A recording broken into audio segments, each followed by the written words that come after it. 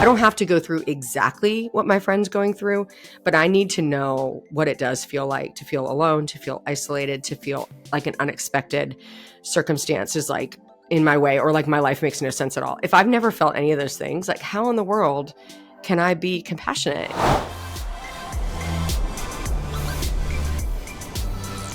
Hey friends, and welcome to the Happy Hour with Jamie Ivey.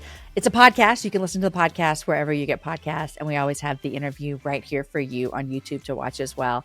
Today's the fourth episode in a four-part series called New Year, Same You, and I invited Nicole Unice to join me on this show today. She has a book that comes out in March. It's called Not What I Signed Up For, and I got teary-eyed several times during this interview because myself, like you, have been through hard times. Some of you are in the middle of a hard time. Some of you feel like you're getting towards the end of it. Some of you are in a great place. And we talked to you in this episode as well. And I just want to say that Nicole and I see you, and we're not naive about what struggles you might be going through. And Nicole has some phenomenal encouragement today in this episode. You're going to need a pen and a paper because she says so many great things. You're going to want to write them down. And for those of you that are watching and you're thinking to yourself, I'm actually feel like I'm in a good spot. Like life feels quote unquote good right now. There's not any major things going on. She has great encouragement for you, like great encouragement. It was super helpful in my season, and I think it'll be in season for a lot of you guys. And maybe some of you are like me. You're like, parts of my life feel awesome and parts of them still feel a little hard. You guys, there's goodness in this conversation. And more importantly, there's goodness in the gospel and the truth that God does not ever leave us, and he sees us right where we are. And so you're going to love this conversation. Here is Nicole Unice on The Happy Hour. Hey, Nicole, welcome to The Happy Hour. Hey, Jamie, I'm so happy to be here with you. I'm so happy, and happy 2024. Here we are. Can you believe it? I remember when it was 2000.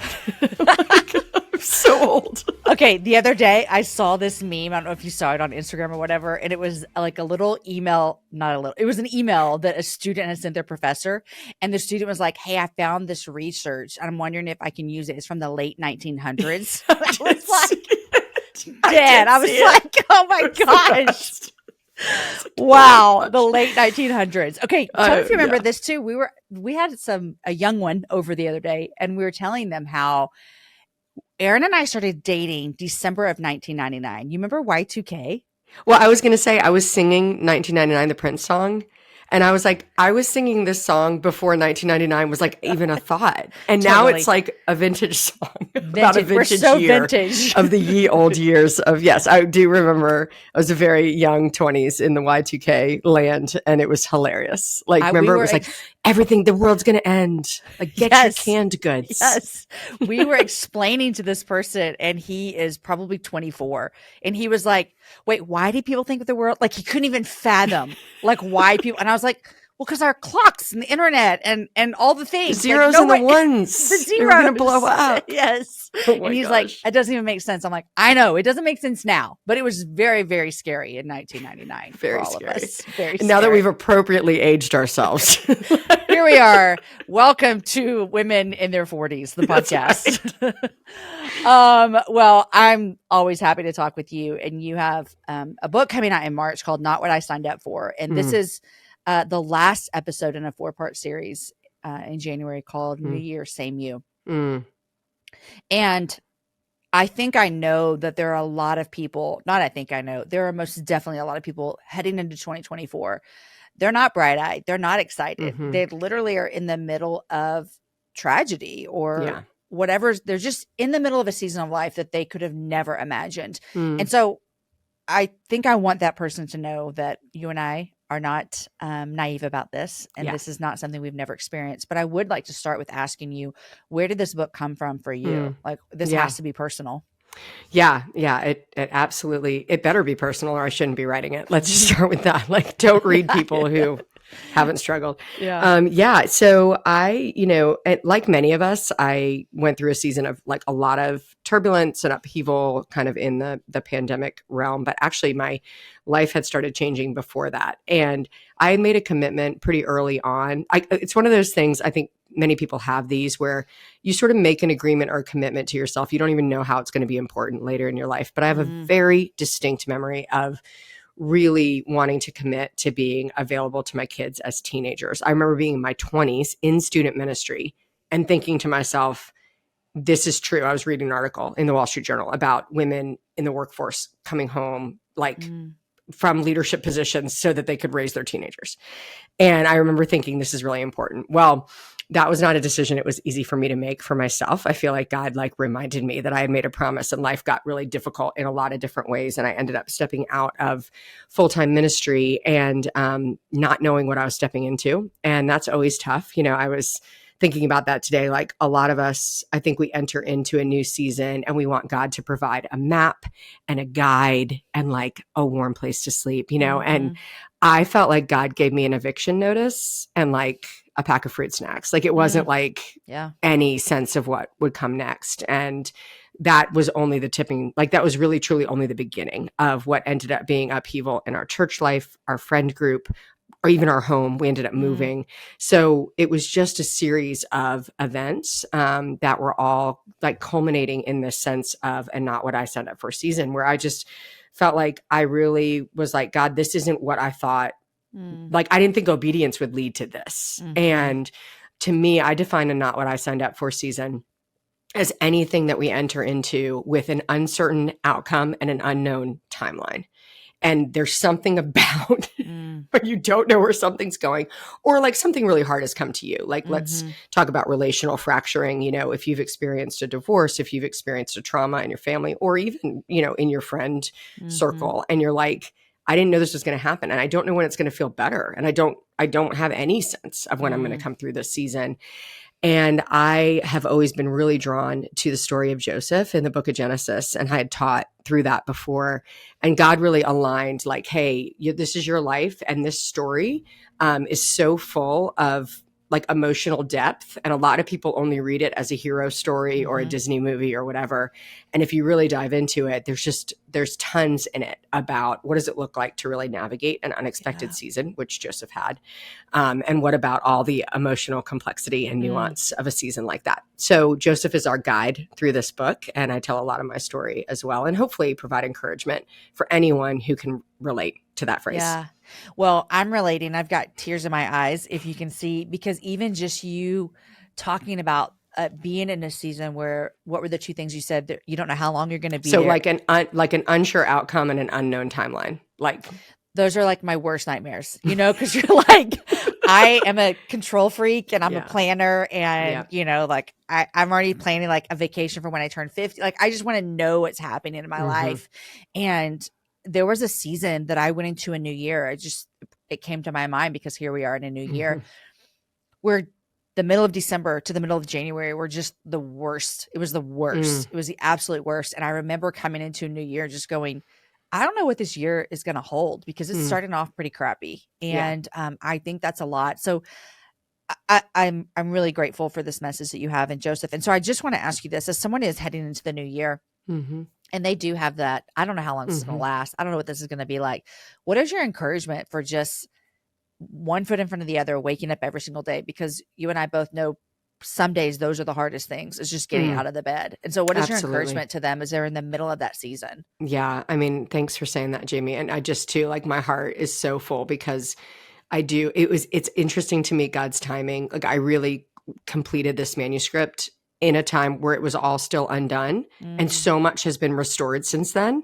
But it was like God's obedience was like, it's going to be, you're going to write this thing without an ending, because nobody needs an ending. Like, because that's not actually what it's about. It's not about an ending. Like, and so many of us are looking for that. Right. And it's almost, if we had that, you know, to our friends out there who are waking up today and thinking, man, I feel like I'm in exactly the same place or a worse place than I was last year.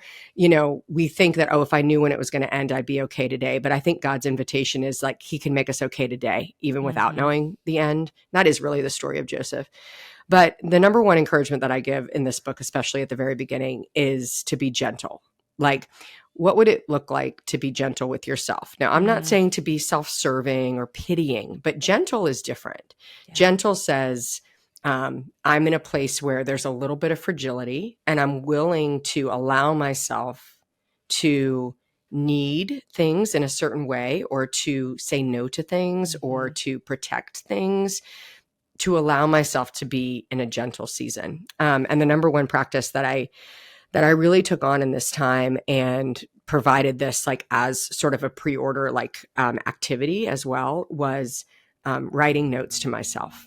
So really journaling. And I took this from Henry Nouwen, who writes this way in one of his books. And really the idea is like, what would God be saying to you right now? You know, and I had this list of like topics, and there was like unforgiveness and injustice and resentment and, you know, sadness and rejection. And I would just like take that word and bring it to the Lord and be like, what would God say to me right now? Like if I was hearing a gentle voice talking about this topic, what would he say? And I just sort of wrote my way through that season. And that sounds very poetic right now. It was not poetic. This is me like under a weighted blanket, like crying, you know, and maybe writing a paragraph once a week or something. Yeah. But I look back on that and it's like a testimony to the kinds of treasures that God can sort of reap in our spirit that I just don't think are found any other way. Yep. It's never what I would sign up for. And I would never do that. But when I look back on it, I'm like, oh, these are the kind of treasures that only come through these kind of difficulties. And that doesn't mean God forces these things upon us. It just means that he doesn't waste them. Yep. So, you know, I've interviewed a lot of people over the years, and a lot of hard stories I've heard and listened to. And what you just said is true 100% of my guests, of saying, if they're talking to me about a season they went through, like, for example, what you just said with your season and God not wasting it, they've all 100% of this time said, I would never want to do that again. I would never sign up for that. Never. But I see benefits in my life that couldn't have been here without it. And I think that is just one of the most like craziest thing about our faith. And to me, there's a lot of tension there because I don't want to go through the fire ever. Yeah. Like I'm never signing up for the fire, but I want the refinement.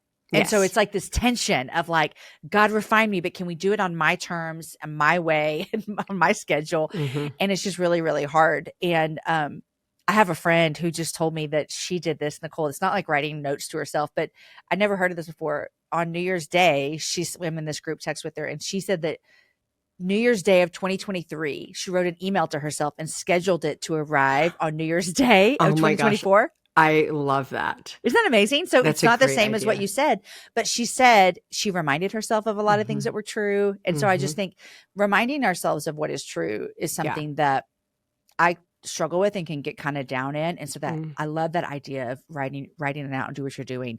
You know, a lot of times when the ending is unknown, like you mentioned, and it feels very scary, there is this tendency for us to feel like God is absent. Like, where is God? Like, I don't feel him. Like, everything feels bad. And I always like to say, like, hard doesn't equal bad. Hard is hard, you know? But what do you say to people when they're like, I just don't know where God is in this? He feels absent from my life right now. Yeah. I mean, I love that there are no God sightings in the story of Joseph. There's Joseph claiming his faith. Like he does that clearly. And there's people who would like not even be people who follow God, who are also seeing God in Joseph. Like that's the only way God shows up. There's not like God comes to Joseph in a dream. None of those things happen. And I actually really like that because it feels real. And it gives us like a place to turn and say like, oh, like, I mean, it doesn't mean that God didn't speak to Joseph, but in God's purposes, he does not include that in the story. Right. So there is this sense. And, you know, I do like to say to folks, what does it look like to also trust the opportunities right now? Like, because of course we need to be gentle with ourselves. Of course it's hard, but sometimes we can be so caught up in the hard that we can miss that God is showing up through opportunities and through moments that we wouldn't choose. It might not be the relationships we want. It might not be the opportunities we want, but what if he's there anyway? Because so much of my story, so much of the people that I spoke with a lot of women before I wrote this book. I had several focus groups and people on retreats because I just was like, hey, I'm going to say not what I signed up for to you. And if you want to tell me what that means to you, like come talk to me. And over and over again, it was the same thing you said, Jamie. It was all of these women saying, I would never sign up for this season. But what I learned that I wouldn't learn any other way is trust. Like the big thing was I learned to trust God. I learned to trust in God. And one of those things was the ability to look back and say, there were opportunities that came to me in that time, whether it was the way I served, the way I cared, the way I showed up, the story I told, that now looking back, I see that God was moving me towards something and I didn't know what that thing was. I just showed up for the life that I had. And there's something about that I think can bring a little bit of agency back to a season where we feel really very easy to feel victimized, very easy to feel sort of like, I have no control. I have nothing I have to offer.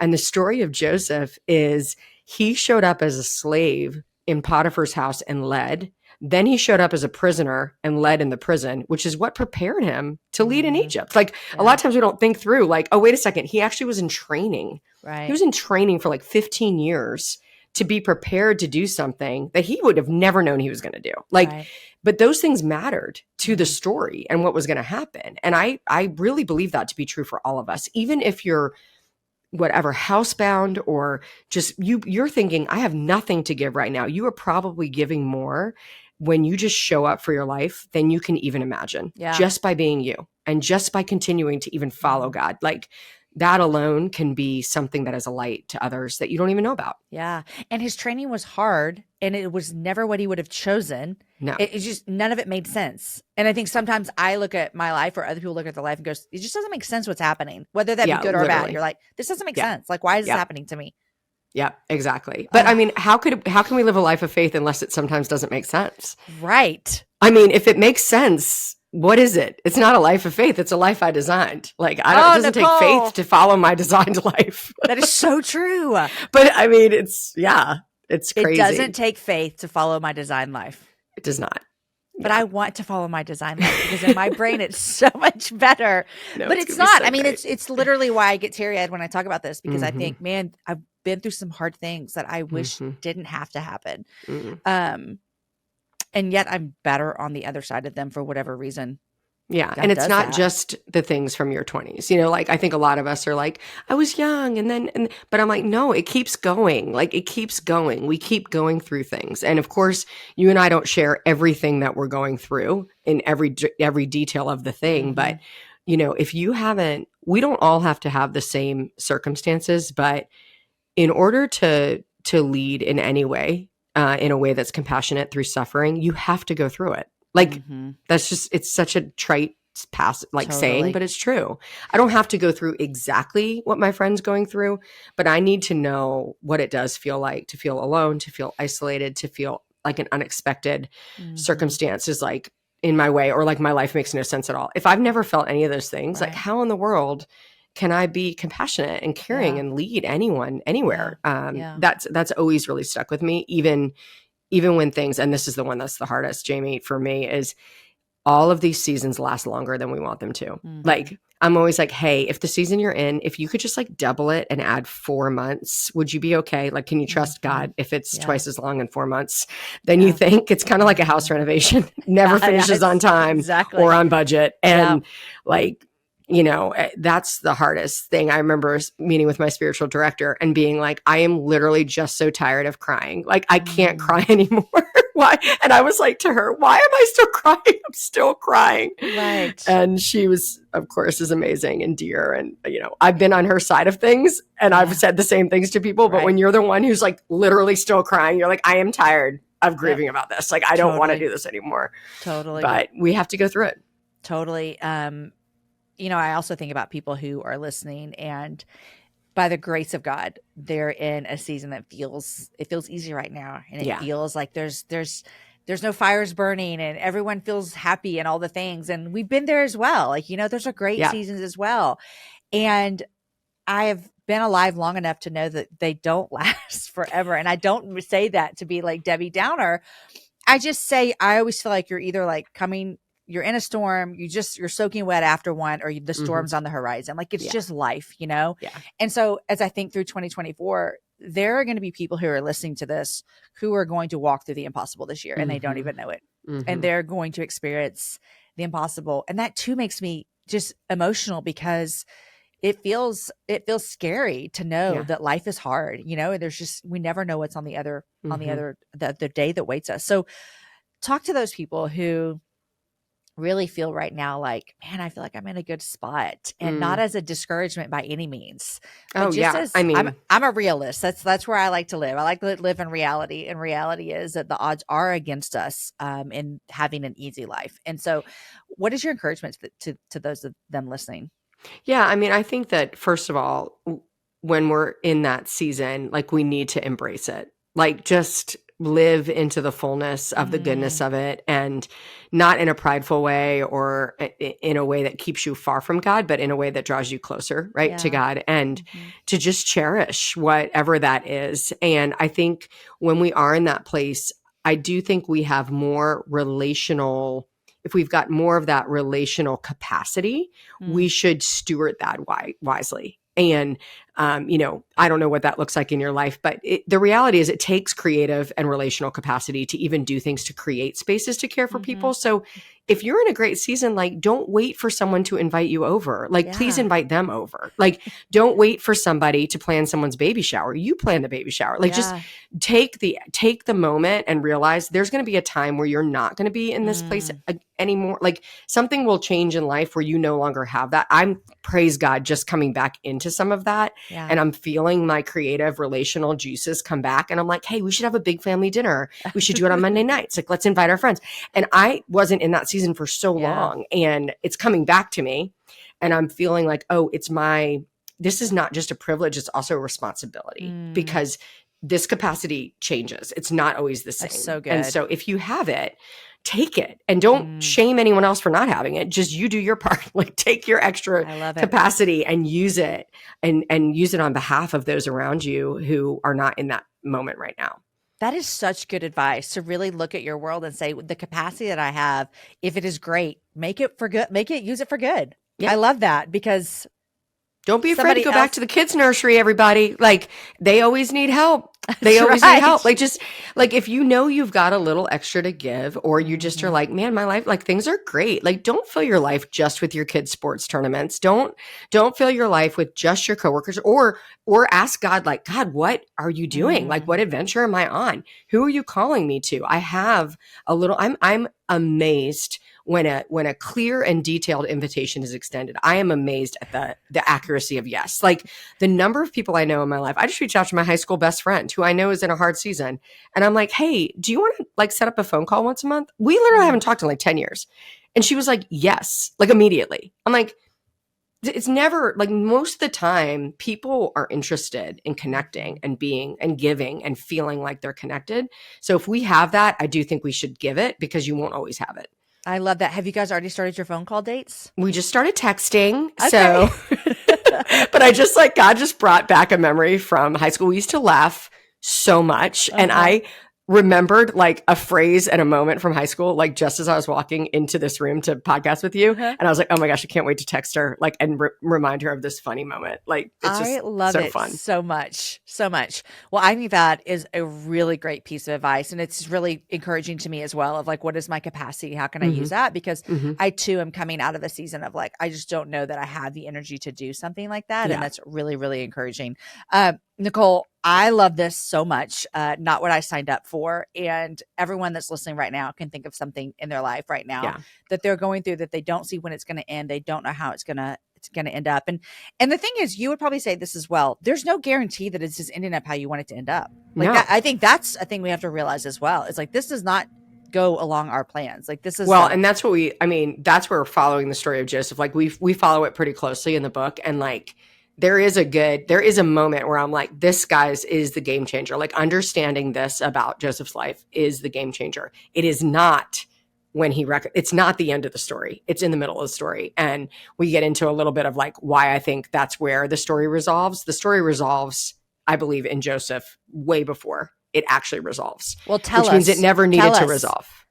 I can't tell you if you go read the Bible story. I was like, come read the book, but I'm like, or just read Genesis. But no, I mean, I just think in order for him to do and be what he did, like to forgive, to reconcile, to restore, all of that work had been done in his heart in advance. It didn't like happen in that moment. It didn't show up right there when his brother showed up. No, absolutely not. Yeah. And there's a way he names his boys that sort of speaks to a surrendered spirit, like of like acceptance. And that's so far before anything resolves. So I'm like, what is it like to be a person like that who's able to be in a place of acceptance and surrender way before anything resolves? And maybe it won't resolve. Maybe it won't. And that's not actually the point. And that's what's so fascinating to me about this particular story. I love that, because so many times I've seen people use Joseph and be like, but look what happens. Like, he was faithful and look what happened. And I just felt a lot of times like, that's not how my story, I've been faithful and it hasn't ended up the way I wanted. Yeah. And I love that it's about more of our heart and our relationship with the Lord as well. Yeah. Okay, you guys, you can get this book wherever you buy books. It comes out March, so you can pre-order it. And I say it all the time. If you know you're going to get it, go ahead and pre-order it, because it just if you matters. love us, you will pre-order. If you love us, you will pre-order it.